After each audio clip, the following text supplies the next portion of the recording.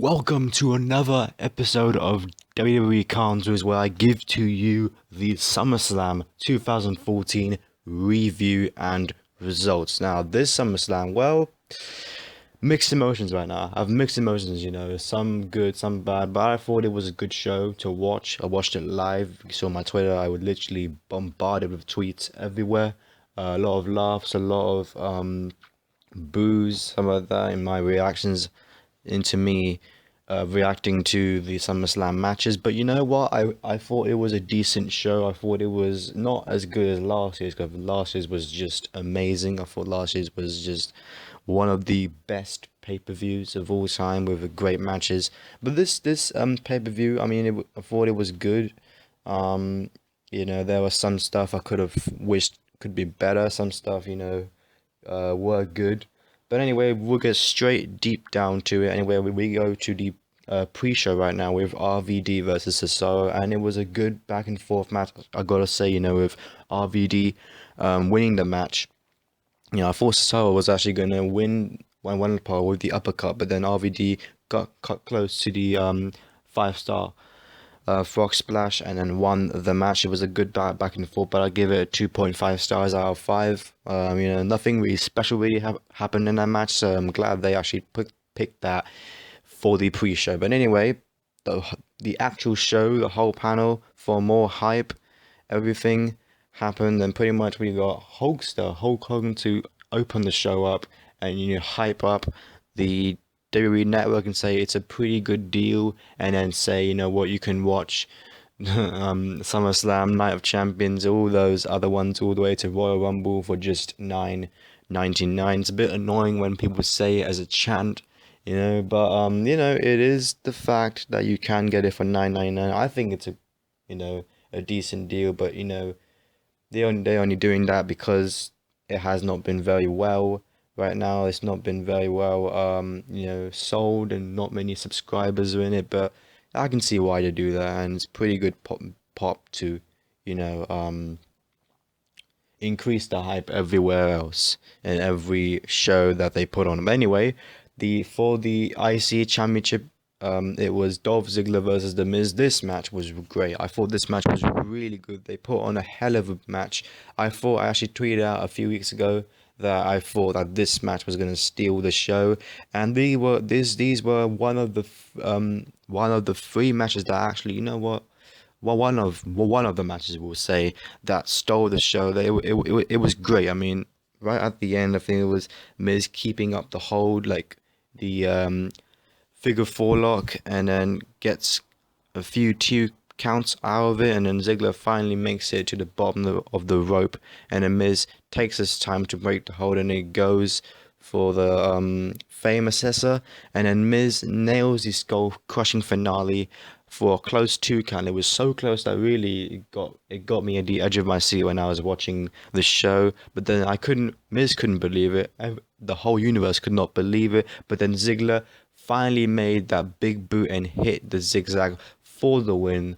There you go, winner and the new Intercontinental Champion, Dolph Ziggler. It has been nearly a year.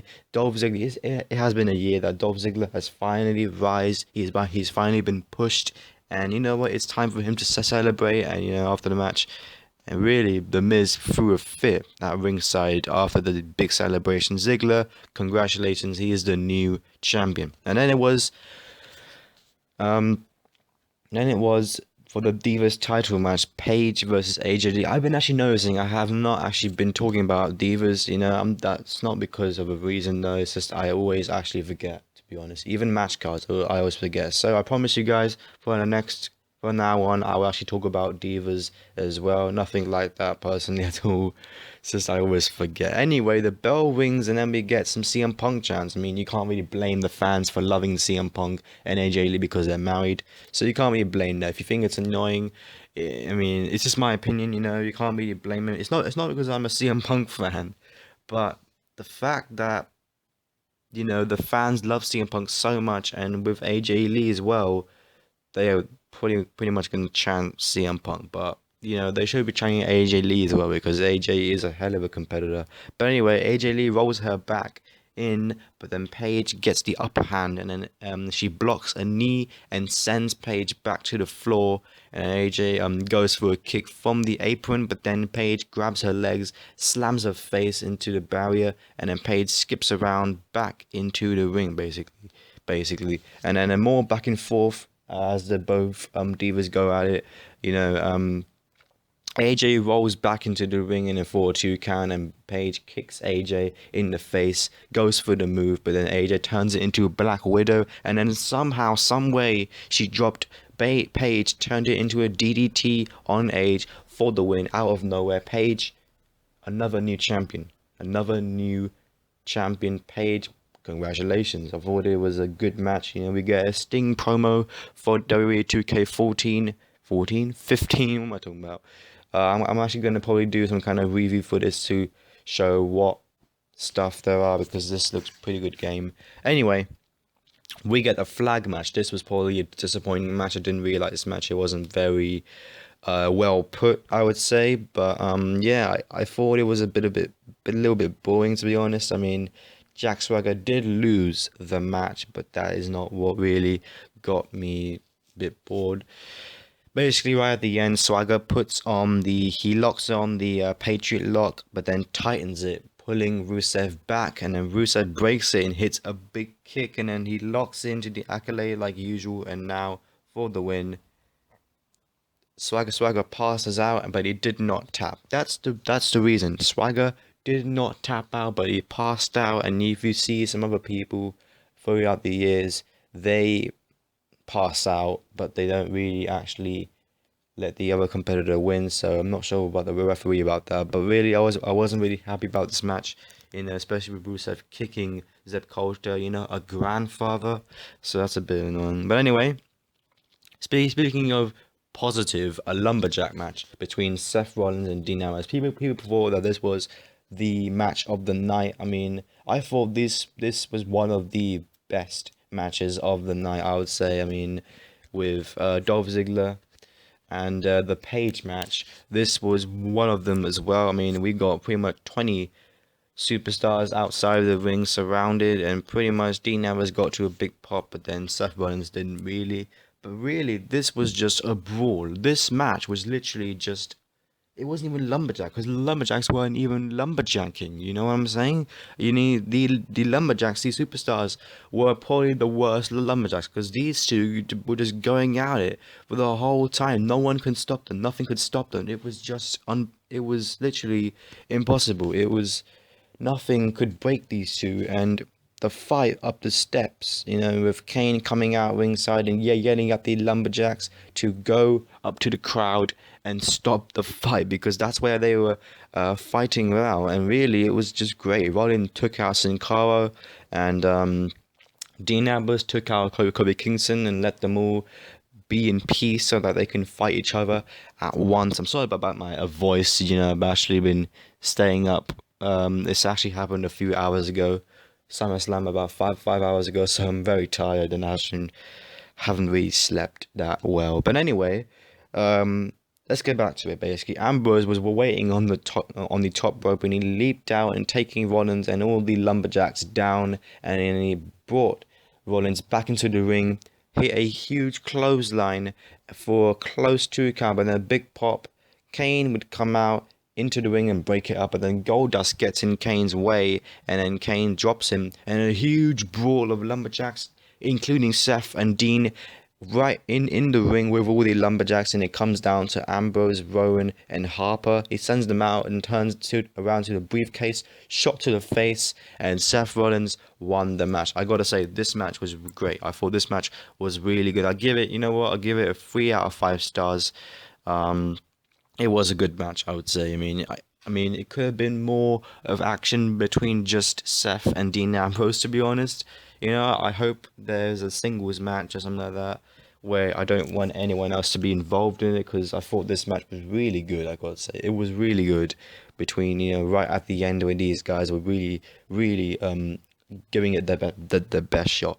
But anyway, we got Bray Wyatt versus Chris Jericho. This was a good match as well. I mean, it wasn't the best it could probably be, but Right at the end, basically, Wyatt goes for the sister Abigail, but then it's countered by a roll up for two, and then Jericho goes for the Walls of Jericho, and he gets it locked in, and somehow, some way, the hold is broken, and then they fight on the apron now, and then Jericho with a clothesline in the corner, he dodges a few moves and drops Wyatt with a kick, and then Wyatt turns himself upside down and does the spider walk. Really, this was just it made me cringe a lot because whenever I see this live and whenever I see Bray Wyatt, I know that the spider walk is actually gonna come, but you don't know when, pretty much. And that's what really freaked me out, and especially Jericho got freaked out as well. And then more back and forth stuff and more feed problems on two different devices and all that stuff. I think I was watching it and something like that happened. But anyway, Wyatt yells at Jericho. Jericho nails a code breaker for a 2 count, but then they go back and forth to the floor, and then Wyatt drops him with a right hand, and then right at the end, Wyatt throws Jericho back into the ring and hits another sister Abigail for the win. Bray Wyatt won the match, and really it was a good match. I would say it was a good match, but yeah, I'd give it a 3 out of 5 stars. I would probably extend Seth Rollins' match up to a 3 out of 5 stars, just to say that. But anyway, let's get moving on. Brie Bella versus Stephanie McMahon. Really, this was a good match. I thought this was a good match. Stephanie, really, it was surprising for her to actually dominate Brie Bella throughout the whole match. I mean, with her new ring gear, she really was confident, and it really surprised a lot of people. I mean, what can you expect from her? She is one of the principal owners of the WWE. She has nothing to lose, really, to be honest, in my opinion. Anyway, pretty much, Bria, right at the end, Bria keeps control, and out comes Triple H. Bria was actually trying to win the match and trying to toss Stephanie by her hair again, and then going to the second rope and gets a pop before hitting a missile drop kick. But then Triple H distracts her, and Nikki Bella also runs out, and then Stephanie goes for a pedigree, but then Bria turns around into a yes lock. And then Triple H really yanks the referee out of the ring by his legs and really wanted to make Brie suffer. But then Brie kicks Triple H to the floor and stands over him, leading a yes chant. But then Nikki runs in the ring. Stephanie has no way out because she's trying to crawl out. But then Nikki's there, and then she's trying to go the other way around. And then Brie is there, and then she's surrounded by the Bella twins. But then we get what's called surprising, not really, because it was all sarcasm, but anyway, Nikki helps Stephanie to her feet. She lays out her sister, and we get Stephanie McMahon to win the match by a pedigree. I thought this match was good, but it was so obvious. It was so predictable that Stephanie would win the match, and not just Stephanie winning the match, but a heel turn for Nikki Bella did happen. That's the thing that really disappointed me. I wanted a little bit of a swerve, a little bit of a twist into it that people wouldn't really expect, but we expected it, so what can you do about it? But anyway, it was a good match, to be honest. I'll probably give it a 3.5 stars out of 5 stars, to be honest. This match now, moving on, one of the two main events, Randy Orton versus Roman Reigns. This was a great match, I would say. This was a great match. Right at the end, basically, they go to the top with Reigns in control, and then it's for a suplex, but then Orton headbutts him to the mat. Reigns crotches Orton after a big right hand, and Reigns climbs back up and nails a big Samoan drop from the second rope. But then Orton kicked out a close to, but then Reigns nailed the Superman punch, and then Orton got back up and blocks a spear, nailing a big power slam out of nowhere. Literally, this part was just awesome when Orton would just do unpredictable stuff. It was literally just unpredictable. I was literally at the edge of my seat at this match, with Orton with a 2 count. But then Orton poses to mostly boos from the crowd, but then he hits a second rope for a DDT, and he gets the crowd really hyped up and really receiving a bigger pop this time, because I think he's probably earned his respect in this brilliant match this was. Reigns basically blocks the RKO and he turns it into a Superman punch out of nowhere into another RKO out of nowhere, and then Reigns kicks out at 2. Basically, what happened was Orton turns the Superman punch into another RKO, and literally this part was just awesome. Where literally it was like in mid-air, and it was really good. So Orton was really upset while Reigns was still laid out, and then he goes for the punt kick, but then Reigns sweeps his legs, and it turns the ropes and nails a spear for the win. Roman Reigns won the match. This was probably the biggest win of his career, and after the match, Reigns hits the corner to celebrate, and really this was the biggest win of his career yet. So I'll give it 4 out of 5 stars. So it was good. And moving on, full of surprises, man, full of surprises for the World Heavyweight title. Brock Lesnar versus John Cena. Wow, this match, gotta say, this was just full of dominance from Brock Lesnar, so you probably know what that means. And anyway, let's just get to it. Basically, we get a lot of chance for Cena already, to be honest, and it wasn't just let's go Cena. It was probably mostly Cena sucks. And out of nowhere, as soon as the match starts, Brock Lesnar goes for the F5, 1, 2, and kick out. You probably thought I was gonna say 3, but no, Cena kicked out. It was probably predictable, but really what was unpredictable was Lesnar already doing the F5, but we knew Cena would get back up through the match. But literally, it was reported after the match that Brock Lesnar did 16 suplexes to John Cena. 16, literally, probably might have broken his ribs by now, and he really did just dominate Cena. He continued to manhandle him, literally grab him, slam him back to the mat, and literally just throw him around. And really, Cena gasped for air from the knees to the ribs, and Lesnar was smiling. But what happened was, near at the end, when Lesnar dropped Cena on his head with another German suplex, the referee would check on Cena, see if he's okay, and then Lesnar laughs at Cena, as Cena is saying something to the referee. But what happened in this match was Brock Lesnar wanted Cena to give up. He wanted for him to be injured. That's what was going on. But really, Cena slides out and then nails the AA for a very close 2 count. Lesnar laughs again. This part was just awesome. This part really got me at the edge of my seat. Lesnar sat back up just like The Undertaker and was literally getting his tongue out and mocking The Undertaker, but he is the man who conquered him, and he is the man who is about to conquer John Cena. So really what happened was basically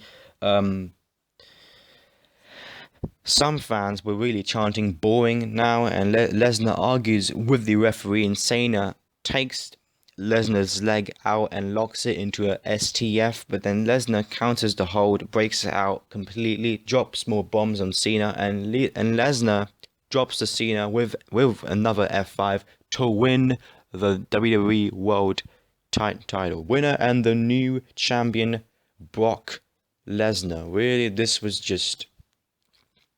probably the most dominant match I have ever seen for the world title. Brock Lesnar versus John Cena.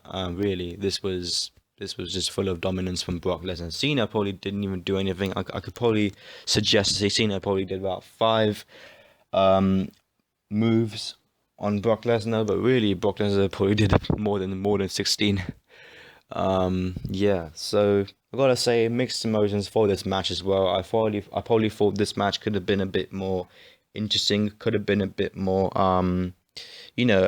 getting at the edge of my seat. I wanted this match to be a fight, and it wasn't really a fight. It was just probably dominance from Brock Lesnar. I wanted, because throughout the match, Brock Lesnar was really just manhandling John Cena, but I wanted to see more from John Cena for me to get more excited for the match, to see who's going to win and all that stuff for me to predict. But I was already predicting for Brock Lesnar to win the championship, so that's what I wanted. I didn't want I wanted to be in a situation where I couldn't predict because it was just so awesome and how, anything can happen. But I think I knew what was already going to happen, and I thought it was, and I was right. Brock Lesnar winning the championship. So SummerSlam, what did you think of it? I would give it a 3 out of 5 stars. Decent show. So yeah, new champions. We got 3 new champions: Brock, Dolph, and Paige. So tell me what you think of it, and I'll see you guys very soon for the Raw preview out tonight, along with the episode 2 of Fantasy Match Cards. Follow me on Twitter for more updates, and I'll see you guys soon. So rate, comment, and subscribe. Peace.